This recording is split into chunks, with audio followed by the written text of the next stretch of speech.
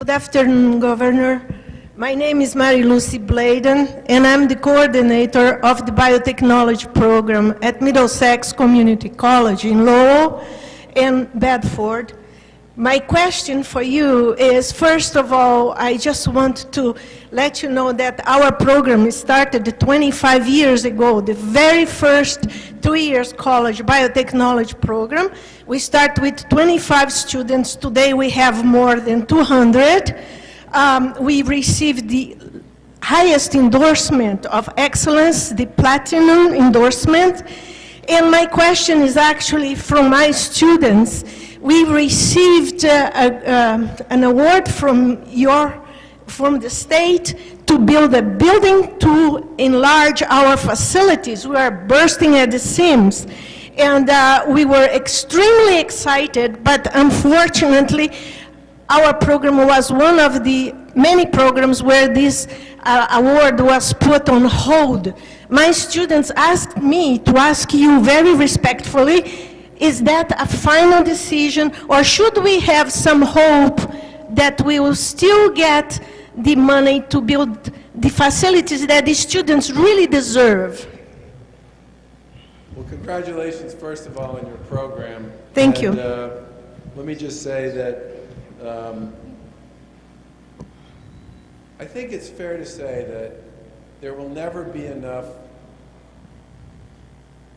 funding in the annual capital budget to satisfy and meet the needs and the expectations of everyone who's interested in being supported through that vehicle.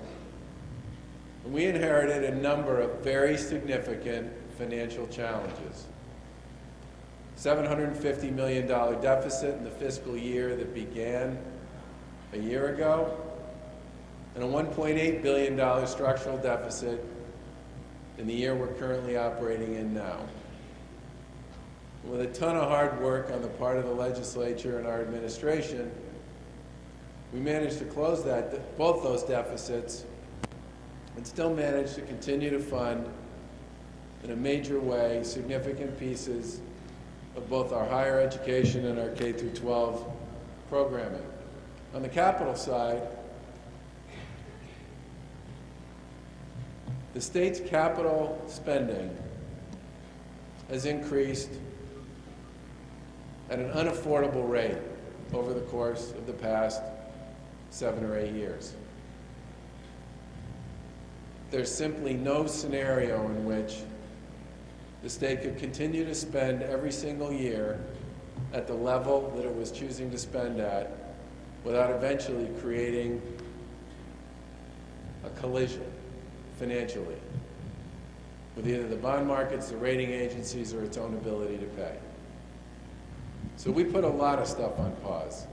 And I get the fact that that creates both confusion, disappointment, and a sense of worry.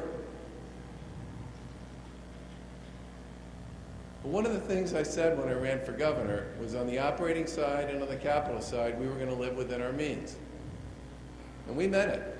And that means not leaving for whoever comes after us a bill that they have to figure out how to pay.